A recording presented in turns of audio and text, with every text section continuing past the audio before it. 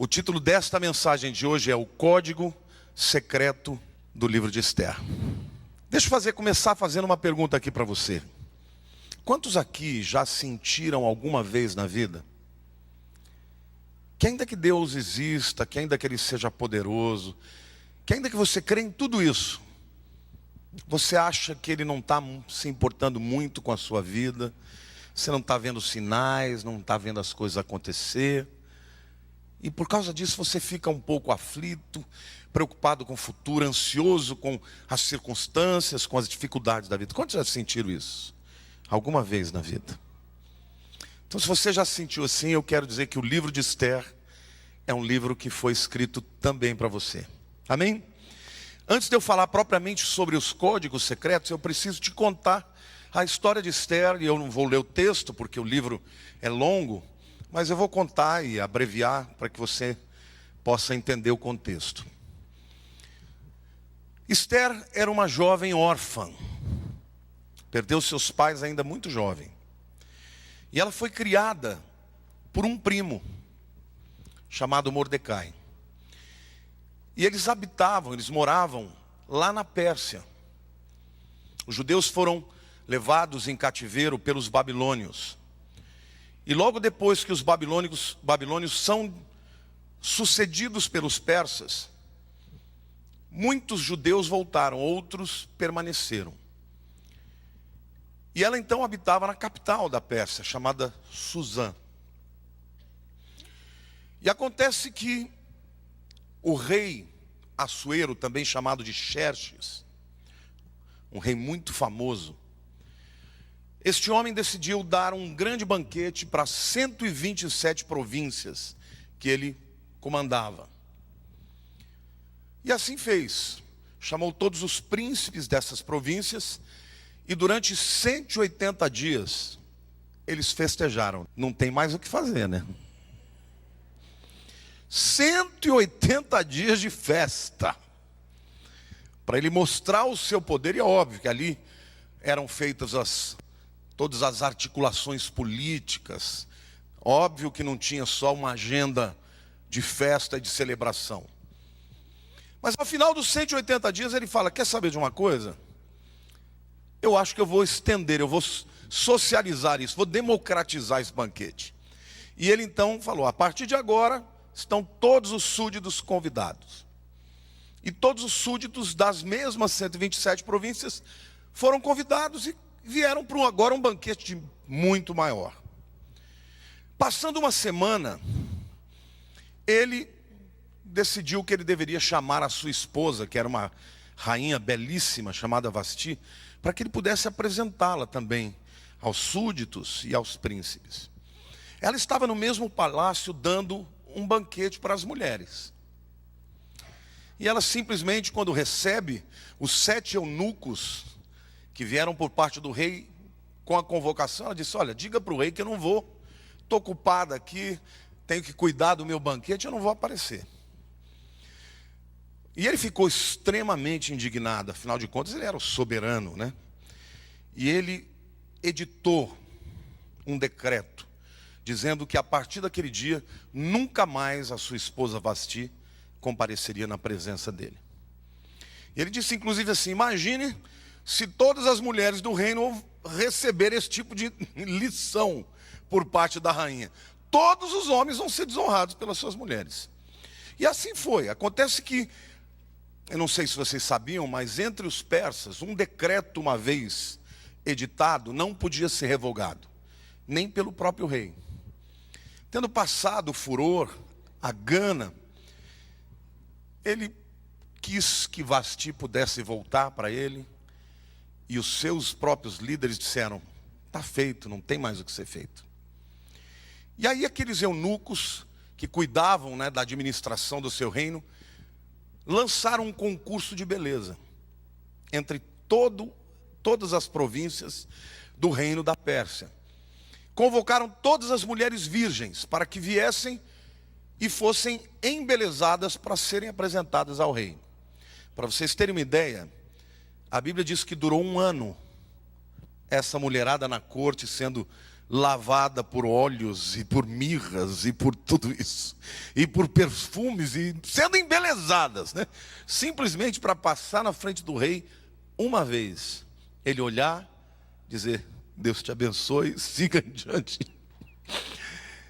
ou escolhê-la como a nova rainha.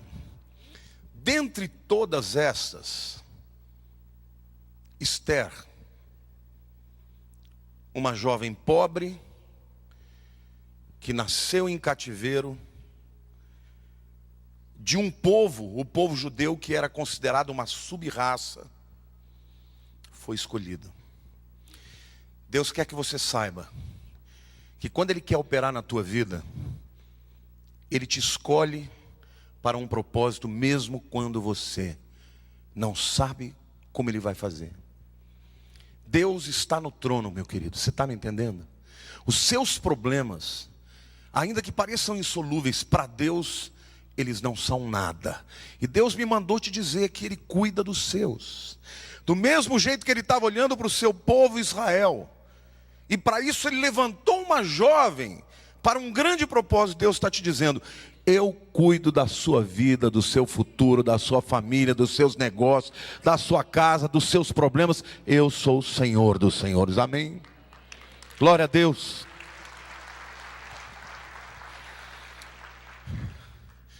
Então, a partir daquele momento, ela se torna a rainha da Pérsia. Mas Mordecai disse: olha, você não conte para ninguém que você é judia.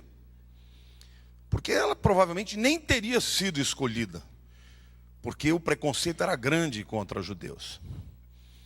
Dois detalhes importantes também que aconteceram naquela época. Primeiro, Mordecai. Mordecai, o primo de Esther, estava na frente do palácio, e ele ouviu dois eunucos do rei conspirando para matá-lo. Imediatamente ele vai, faz Esther saber, e ela conta ao rei, e a conspiração é desbaratada. Nada foi feito para Mordecai, mas aquilo foi escrito nos anais, nas crônicas do rei.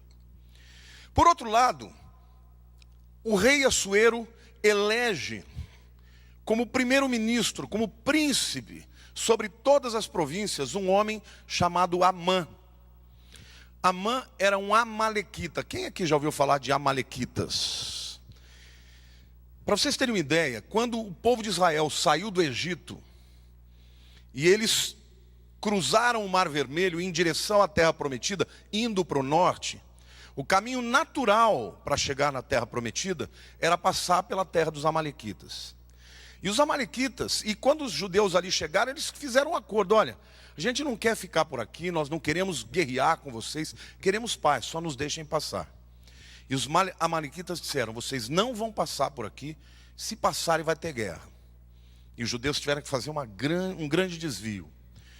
E no livro de Êxodo, capítulo 17, Deus então decreta que o povo amalequita seria um povo contra o qual Israel ia lutar para o resto da sua vida.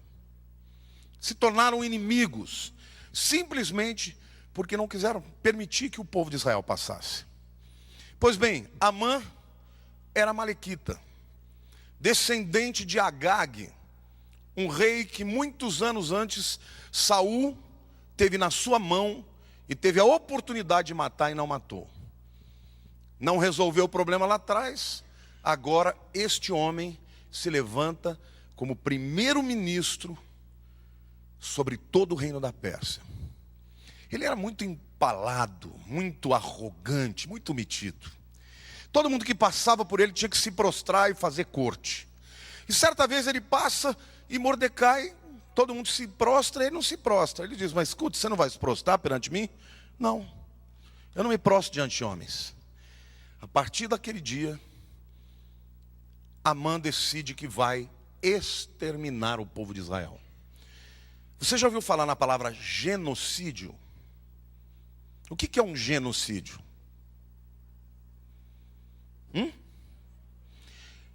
Genocídio é o extermínio de uma raça.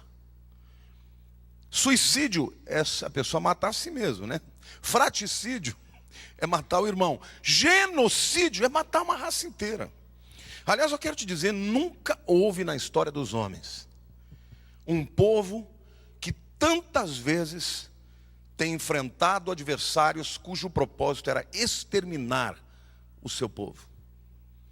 Ainda hoje, tem gente dizendo, nós vamos acabar com Israel. Isso é velho, é antigo, porque o diabo tem ódio do povo de Israel. Mas eu quero dizer que Deus cuida dos seus. Naquele momento, então, Amã sai de lá e ele decide que vai matar o povo de Israel. Ele procura o rei Assuero e diz, olha rei, tem um povo aqui no meio das províncias, é um povo rebelde, não se submete, não te honra, não se submete ao Senhor. Eu quero fazer uma proposta, baixe um edito aí, para que todos os outros povos possam matá-los. E diz o seguinte, quem matar tem o direito a espoliar, a tomar tudo que eles têm, e o povo vai adorar. E eu, da minha parte, eu lhe prometo 10.000 talentos de prata. Vou lhe pagar, só para o senhor aditar isso aí. E o Assuero falou, tá bom. E baixou o édito.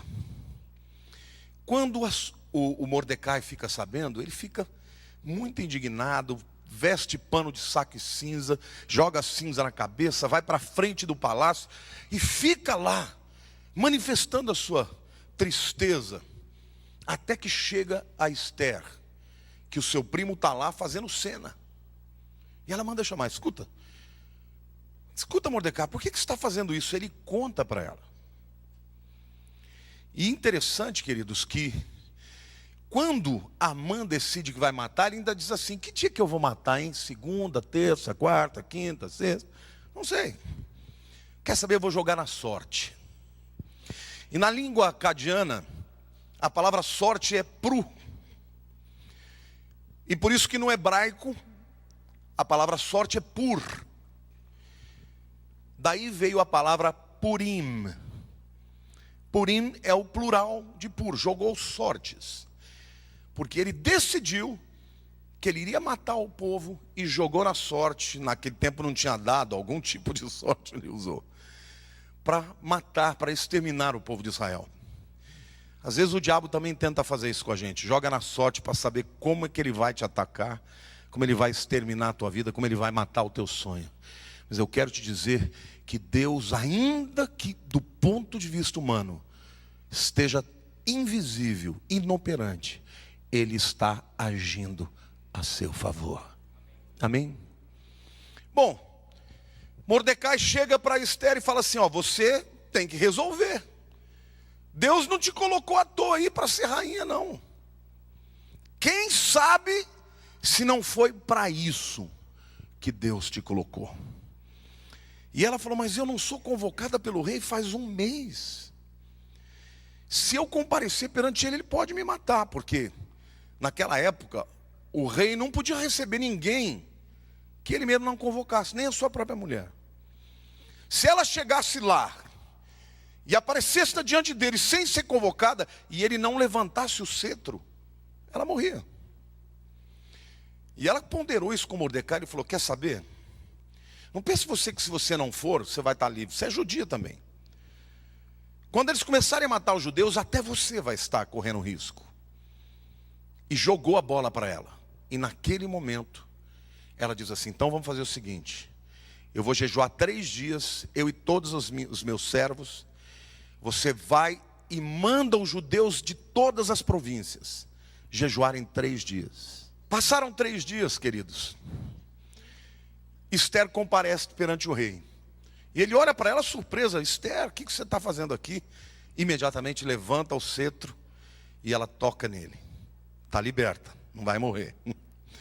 Ele diz, minha querida, faz tempo que eu não te vejo. Estou aqui atabalhoado com tantas questões administrativas. O que você quiser, pode me pedir. Até metade do meu reino eu te dou. Ela falou, olha, meu querido marido, devia estar cheirosa, bonita, com a melhor roupa. A mulher sabe quando... Como é que faz para dobrar qualquer homem. E chegou para ele e falou, olha, eu não vou te falar exatamente o que eu quero hoje. Mas vamos fazer o seguinte, venha num banquete amanhã, que eu vou te dar. Ele falou, tá bom, morrendo de curiosidade, mas não falou nada. Paralelamente a isso, Amã já tinha feito a forca, na qual ele iria enforcar Mordecai. Mas aconteceu algo muito interessante, porque quando Deus quer, meu querido, Ele cuida até do sonho das pessoas. Naquela noite, Assuero não conseguiu dormir. E aí ele chamou os servos que o serviam lá e falou: escuta, traz para mim as crônicas do reino, porque eu não estou dormindo, eu quero dar uma lida. E o cara trouxe para ele exatamente o texto que contava o que Mordecai tinha feito. Salvo o rei daquela conspiração. Naquele momento, ele fala: escuta, o que eu fiz para ele, para agradecer? E os eunucos falaram: nada, meu senhor. Eu não fiz nada para esse homem que me salvou. Não fez nada. No dia seguinte, quando ele estava, que ele se encontrou com Esther, quando ela fez o banquete, ela falou: olha, meu rei, eu não vou te contar ainda hoje qual que é o meu desejo. Eu vou te pedir mais uma coisinha. Venha amanhã, num outro banquete que eu vou lhe dar. Só que nesse banquete eu faço questão que você convide a Amã. E a Amã então falou: meu Deus, é hoje. Estou sendo convidado pela rainha. Olha como eu sou tremendo.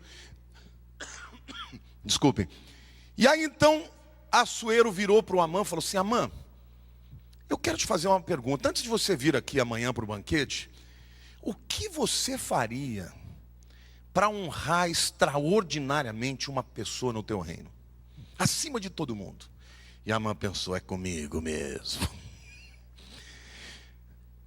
Ele disse assim: o rei, faz o seguinte, eu faria o seguinte. Eu botaria roupas reais nele, brancas. Eu botaria a sua própria coroa sobre ele. Eu colocaria no seu cavalo e pediria para alguém passar por toda a cidade, gritando: eis aqui o homem a quem o rei quer honrar. E o Amã: que bacana, gostei da sua ideia. Então fazer o seguinte: como você é meu homem de confiança, você vai fazer isso com Mordecai. Meu querido, Deus tem senso de humor. Às vezes uma pessoa se levanta para te humilhar, para te derrubar, para te afrontar por nada. Já enfrentou isso? Mas Deus está no trono. E quando Deus quer dar um revertério, quando Deus quer fazer um rebuliço, Ele usa o teu inimigo para te exaltar. Está me entendendo ou não? E a mãe então teve que pagar esse mico de andar o reino inteiro com Assuero puxado pelo cavalo, dizendo: eis aqui o homem a quem deu o rei quer honrar. Mas ia ficar pior ainda. No dia seguinte ele chega no banquete e Esther fala: bom, meu rei, agora eu vou lhe contar o que está acontecendo. O que você acharia se houvesse alguém no seu reino que quisesse me matar, e não só a mim, mas também todo o meu povo? E o rei enfureceu: mas quem é essa pessoa? Essa pessoa é o Amã. Eu sou judia. E ele instigou o rei a fazer o decreto para o extermínio do povo judeu. E Assuero ficou, mas muito indignado. E Esther sai, Amã sai atrás para pedir clemência para ela. Ela está sentada num sofá, ele cai sobre ela e o Assuero entra.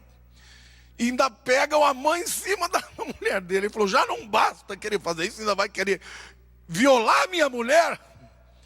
Bom, resultado, meu querido, quando Deus começa a pôr a mão, o inimigo vai tremer e vai abalar as estruturas. Eu quero declarar isso na tua vida. Isto é histórico, isso não está só na Bíblia não. Isso está nas crônicas dos persas. E o próprio algoz de Israel foi morto na própria forca que ele fez para destruir o povo de Israel. E Deus ainda foi além, porque o édito estava feito. Naquela data o povo de Israel podia ser afrontado por qualquer um. Mas Assuero vem e estabelece um outro édito e diz: olha, quem for atacado tem direito a reagir. E ele proveu as armas, o treinamento. E no dia que aconteceu, os judeus tiveram uma vitória extraordinária. E desde aqueles dias, o povo de Israel comemora esta data como Purim. É algo em termos de março e abril. É por volta da época do carnaval.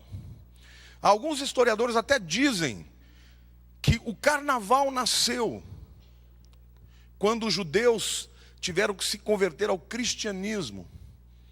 Então, mudaram o nome do Purim para carnaval, porque é uma festa mesmo de celebração que eles fazem. Isso é conjectura, não se sabe ao fato, de fato.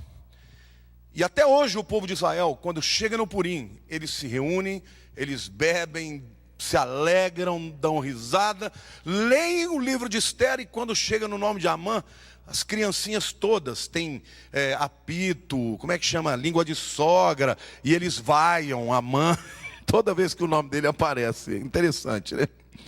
Mas aonde é que está o código? Agora que eu vou começar a pregar aqui para que vocês entendam.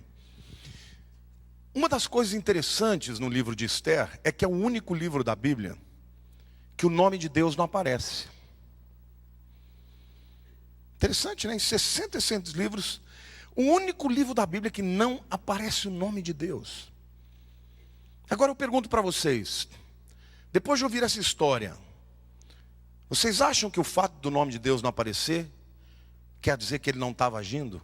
Muitas vezes Deus fala mais calado do que falando. Diga na sua vida, algumas vezes vai parecer que ele não está agindo, mas ele está, porque ele é Deus. Amém? Você pode aplaudir o Senhor e dizer: eu creio.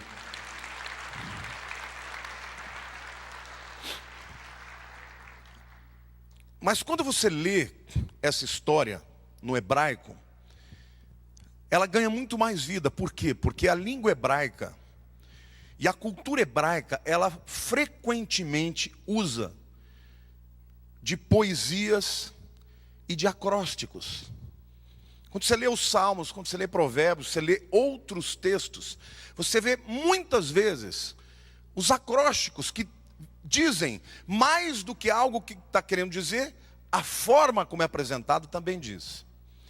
E neste livro existem alguns acrósticos muito interessantes que eu quero apresentar para vocês, que falam do nome de Deus, e não só do nome de Deus, que é Yahweh, mas também outros nomes. Vamos passar lá, por favor. Olha os nomes que são encontrados em acrósticos. Esse primeiro nome, Yahvé, há muitos nomes de Deus na Bíblia, mas só tem um que ele deu para si mesmo.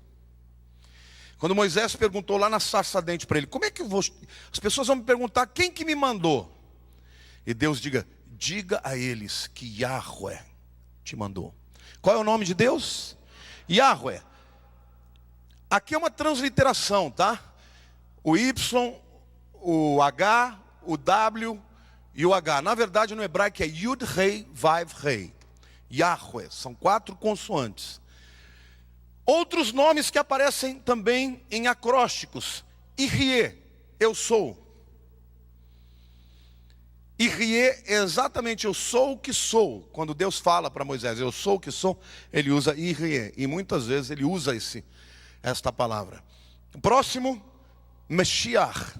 Meshiach todo mundo sabe, né? Messias, o ungido. Yeshua. Yeshua é quem? Jesus. E El Shaddai, Todo-Poderoso. Eu não vou poder passar todos esses nomes aqui para vocês, mas eu quero então, a partir desse momento, começar a falar que a Bíblia, ela tem alguns códigos que quando você lê na língua original, você descobre. A tradição rabínica e talmúdica fala muito sobre isso. E faz mais de 6 meses que eu estou estudando sobre isso para trazer alguma coisa muito interessante para você. Vamos passar, por favor, ao próximo texto. Esse texto aqui, ó, For Leverage, Try Only Serials Listed in Social Lovers Editions. Esta foi uma mensagem que foi encontrada, que foi passada na Segunda Grande Guerra pelos aliados. É uma mensagem que não quer dizer absolutamente nada. Ela diz o seguinte: olha, para alguma vantagem, experimente somente os cereais listados nas edições dos amantes do social. Quer dizer alguma coisa? Falou alguma coisa para você? Nada, né? Nem para mim.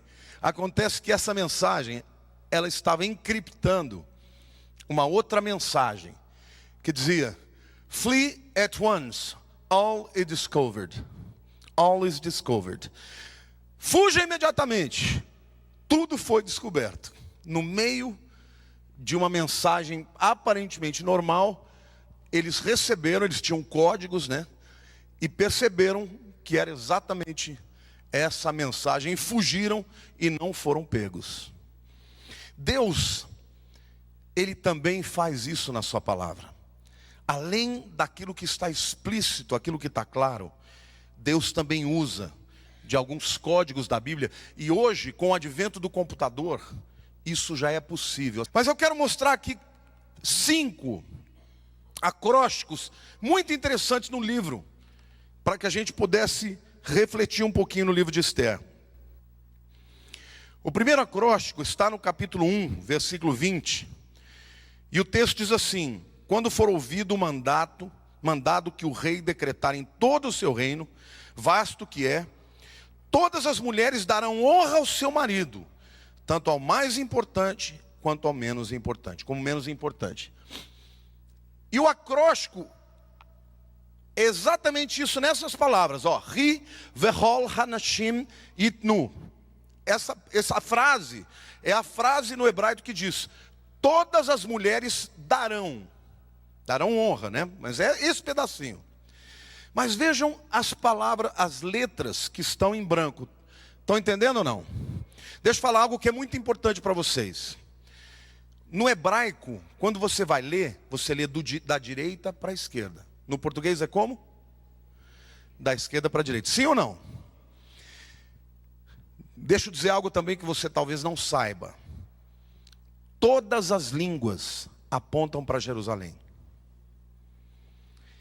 Todas as línguas que estão a leste de Jerusalém escrevem da direita para a esquerda, apontando para Jerusalém. Todas as línguas que estão a oeste de Jerusalém se escrevem da esquerda para a direita, apontando para Jerusalém. Amém? Pode ver, pega qualquer uma língua que exista no mundo. Deus é assim, querido. Deus está por trás da história. Deus, Ele dá sinais, Ele mostra a sua verdade, e a gente precisa entender essas coisas. Amém? Mas aqui estas estão as 4 letras que eu falei. Rei, Vav, Rei, Yud. Tem um detalhe nesse acróstico. Ele está na ordem inversa, porque a gente lê da direita para a esquerda. E deveria ser o contrário. Deveria ser Yud, Rei, Vav, Rei. Então o primeiro acróstico, ele acontece no capítulo 1 e ele está na ordem inversa. Diga, primeiro acróstico, ordem inversa. Segundo acróstico está no capítulo 5, versículo 4. Eu vou ler o texto primeiro. Respondeu Esther: se bem te parecer, venha o rei e Amã hoje ao banquete que eu preparei ao rei. No hebraico é Yavô Hamelech Uhaman Hayom. Venha o rei e Amã hoje. Hayom é hoje. Agora a ordem está certa. Está vendo o branquinho lá na direita? Yud, rei, Vav, rei. Diga, primeiro acróstico, ordem inversa. Segundo acróstico, ordem correta. Terceiro acróstico, vamos lá. Você está dizendo, pastor, que você está pirando, o que isso tem a ver com a gente? Espera lá que você vai entender. Terceiro acróstico está no capítulo 5, versículo 13. Quando Amã diz: porém tudo isto não me satisfaz, enquanto eu vir o judeu Mordecai assentado à porta do rei. Amã já era poderoso e ele falou: não adianta nada eu ter todo esse poder enquanto aquele arrogante estiver me afrontando. E o texto diz: Ze eneno shuli. Isso não é nada para mim, ele está dizendo. Notem De novo, o primeiro diz que estava como na ordem inversa. O segundo na ordem correta. O terceiro na ordem inversa. Nota, Re, Vav, Re, Yud. Devia ser o contrário. O que Deus está querendo dizer com isso? Quarto acróstico. 7:7 diz assim: o rei no seu furor se levantou do banquete do vinho e passou para o jardim do palácio. Amã, porém, ficou para rogar por sua vida a rainha Ester, pois viu que o mal contra ele já estava determinado pelo rei. Isso aqui é já quase no finalzinho da história. E agora a gente vê o quarto acróstico na ordem certa. Vamos recapitular? Primeiro acróstico, inversa. Segundo acróstico, correta. Terceiro acróstico, inversa. Quarto acróstico, correta. O que isso tem a ver? Por que Deus está colocando o seu nome num acróstico, brincando com esse negócio de ordem? Eu quero começar dizendo para vocês que cada uma das 4 declarações tem particularidades interessantes. Primeiro foi por Memucã, que era um eunuco. Segundo foi por Ester. Terceiro foi por Amã. E o quarto foi pelo escritor. Eu quero que vocês notem aqui, cada palavra tem uma letra branca. Nesses 2 acrósticos, primeiro, as letras brancas estão no começo ou no fim da palavra? No começo da palavra, está vendo? Ó? O branquinho está no começo, tanto no primeiro quanto no segundo. Em todas as palavras, sim ou não? Um está na ordem inversa e o outro está na ordem certa. Mas a primeira dica que os rabinos dizem: Deus bota o seu nome no começo da palavra, porque Ele está começando a agir. Por que na primeira está a ordem inversa? Porque embora o texto esteja dizendo, todas as mulheres darão, e depois vem a honra, Deus está revertendo o conselho de um ímpio e de um gentio. É como se Deus estivesse falando assim: a ordem das coisas é essa, eu vou trocar a ordem. O que eu vou fazer, a minha agenda é diferente da dos homens. Embora o rei esteja por trás disso, querendo fazer coisas, o meu intento é o contrário. No segundo, Yavor Hamelech Uhaman Hayom, está no começo também. Porque o quê? Está no começo da história. Só que agora está na ordem certa, por quê? Porque Deus é que está fazendo acontecer. No primeiro ele está mudando algo que foi estabelecido por um gentio. No segundo, ele já está começando a agir e a ordem das coisas acontecerá segundo a sua vontade. Amém ou não? É isso que os rabinos dizem. Vamos os outros 2. Estes 2 últimos também têm coisas interessantes. Deixa eu perguntar para vocês, a letra ou as letras em branco estão no começo ou no fim da palavra? No fim da palavra, sim ou não? Deixa eu perguntar, isso está no começo da história ou está no fim da história? O que vocês acham? No fim da história. Deus está botando o seu nome no final das palavras. E mais uma vez você vê, no terceiro acróstico, a ordem é inversa. Porque Deus vai reverter a maldição que Amã lançou contra o seu povo. E no quarto está na ordem certa, porque o texto está dizendo, porque o fim, o seu fim, está falando do fim de Amã, porque o fim dele já havia chegado e era mau. Deus está dizendo assim, no final das coisas, ainda que Amã tenha conspirado contra o meu povo, sou eu que determino o fim daqueles que são meus. E na ordem de Deus, ou seja, do jeito que Deus quis. E é interessante porque ainda tem um quinto acróstico. Zeizehu. Essa palavra aí literalmente está dizendo assim. Eu vou ler o texto, depois eu mostro onde está. Esther capítulo 7, versículo 5 diz assim: Então falou o rei Assuero e disse a rainha Ester: quem é esse e onde está esse cujo coração instigou a fazer assim? É aquela hora que Ester vai contar a verdade. Quem está querendo te matar? Quem está querendo fazer mal para o teu povo? Então a pergunta de Ester, do rei, merece uma resposta. E Ester respondeu: Amã. Acontece que no hebraico, a letra que aparece, o acróstico que aparece, é Irie. Irie é o que é mesmo? Eu sou. E ao contrário. Porque é como se Deus estivesse dizendo: Amã pensou que ele podia manipular e fazer as coisas acontecerem. Mas eu quero deixar claro que quem está por detrás disso tudo, desde o momento em que eu fiz a minha filhinha sair do nada e se tornar a rainha e vencer aquele concurso, eu sou é que está agindo por trás de todas as coisas.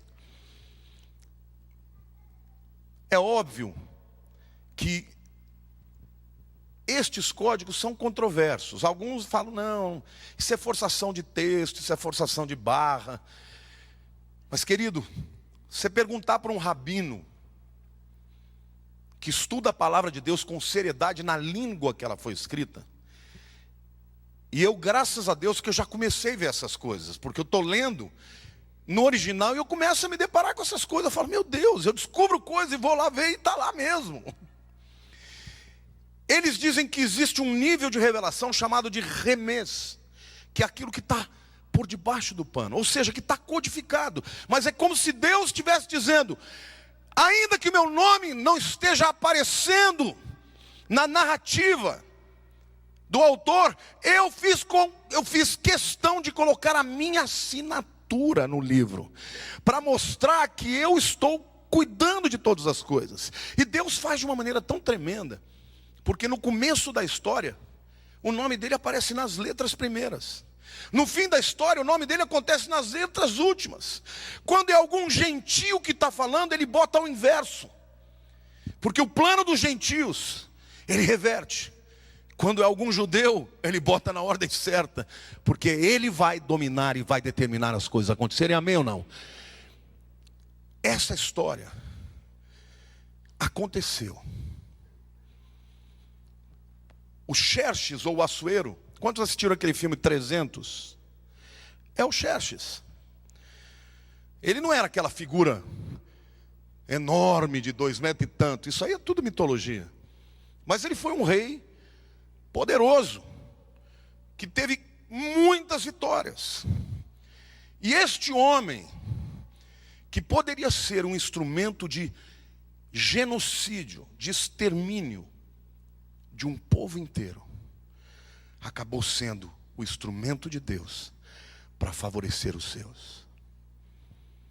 Deixa eu dizer para você, Satanás sempre quis destruir o povo de Israel.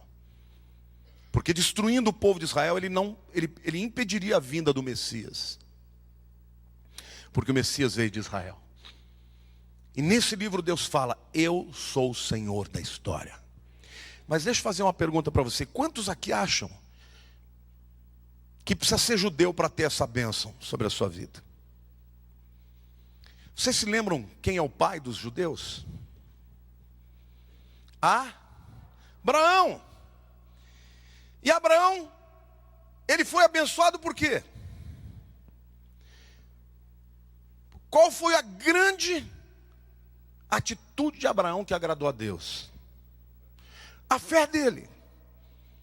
A Bíblia diz: Abraão creu, e isso lhe foi imputado por justiça. Isso foi tão tremendo, irmãos, que Deus chegou para Abraão e falou: vou fazer uma aliança com você. E todos aqueles que te abençoarem serão abençoados. Todos aqueles que te amaldiçoarem serão amaldiçoados. Não adianta você querer se levantar contra o povo de Israel, meu irmão. Se levantou, vai ter retaliação. Eu vou abençoar. Porque quem abençoa recebe a bênção. De graça, meu irmão, de graça é bom. Só que Deus falou algo mais interessante para o povo de Israel.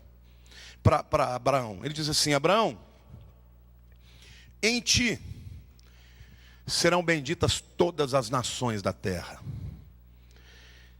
A bênção de Deus para Abraão ia chegar em todas as nações, para aqueles que crescem no seu descendente, o Messias Jesus.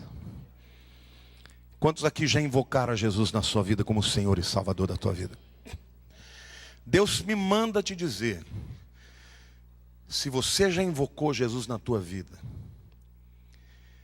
a partir do momento que você entregou a vida para Ele, tudo que te diz respeito a Ele.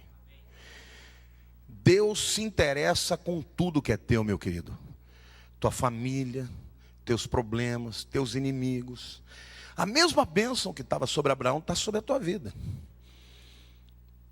Quem se levanta contra você, se levanta contra Deus. E Deus mandou te dizer, às vezes Ele está agindo invisivelmente.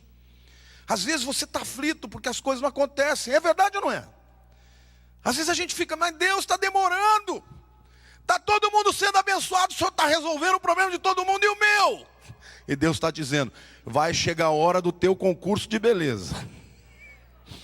Vai chegar a hora que o Amã vai encontrar a forca que ele fez para você. Somente creia, somente espere, somente ore, somente busca e creia, porque Ele é Senhor. E ainda que você não esteja enxergando, Ele está por detrás de todas as coisas. Isto que eu estou falando para vocês não é algo aleatório. É algo milimetricamente desenhado.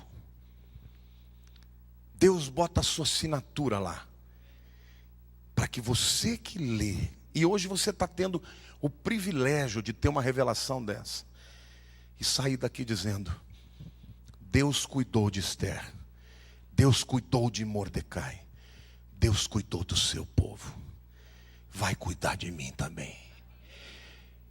Quando aquele homem, aquele carcereiro se converteu, a primeira coisa que o apóstolo Paulo diz para ele, tu e tua casa serão salvos. Você ama tua família? Você se preocupa com eles? Você acha que Deus não se preocupa? Deus se preocupa com a sua família. Às vezes você olha, você está vendo o diabo fazer a obra. O diabo está se levantando, fazendo um rebuliço, cada vez as coisas parecem mais distantes. Mas Deus está dizendo, eu sou Senhor da história. Você não sabe como é que vai acontecer, mas eu sei. Eu não sou pego de surpresa, eu faço acontecer. Quantos creem na soberania de Deus? O livro de Esther é um livro em que Deus propositadamente age em todos os momentos, sem aparecer. Mas o lindo da história é que duas pessoas resolveram crer, quando nada parecia que ia acontecer do jeito que eles esperavam. Uma jovem e o seu primo.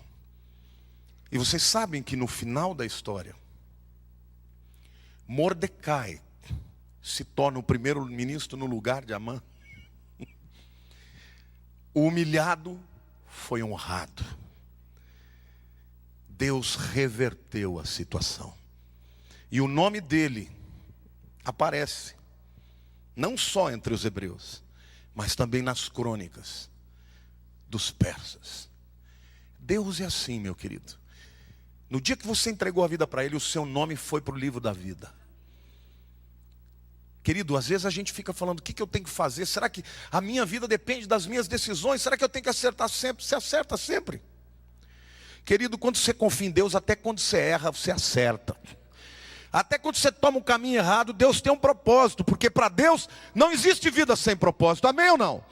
A tua vida tem um propósito. Até quando você fizer um negócio errado, pisar na bola, a graça de Deus é tão extraordinária que Ele reverte o plano do inimigo e faz de você um instrumento para a honra e glória do seu nome.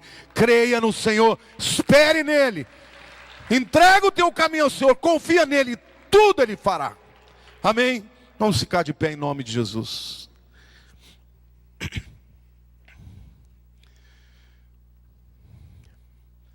Eu quero que você nesse momento, quero chamar a equipe de louvor aqui, que você feche os seus olhos e pela fé você entregue a sua vida para Ele, os seus problemas para Ele. Deus não está dormindo, Deus não está alheio, Ele sabe de tudo.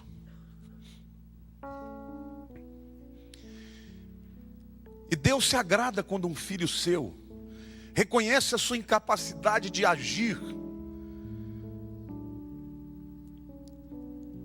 e entrega a sua vida, o seu caminho, o seu futuro para Ele.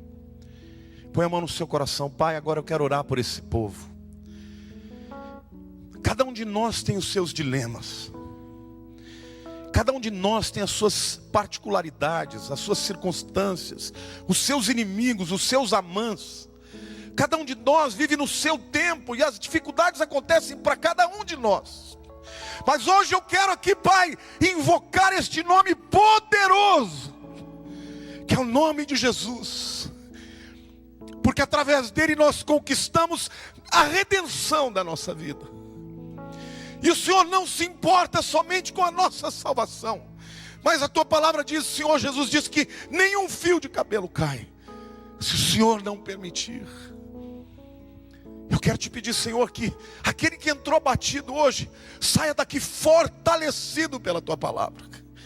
Ainda que a alma grite, ainda que o inimigo se levante para nos entristecer, para nos abater, apresentando um quadro tenebroso, Pai, que o teu filho, que a tua filhinha possa levantar a sua alma agora e dizer, Senhor, a minha alma espera em ti. A minha alma espera no Deus vivo. E Senhor, eu te agradeço pela tua fidelidade, porque tu és fiel, mesmo quando somos infiéis. E o Senhor vai tocar na vida dos teus, e o Senhor vai fazer uma obra de espanto, de maneira que a tua assinatura estará presente, e todos saberão, não foi pela capacidade do homem, não foi pela inteligência humana, mas pela tua misericórdia. Levante a mão para o céu e diga, Senhor, eu levanto as minhas mãos em rendição. Eu entrego a minha vida.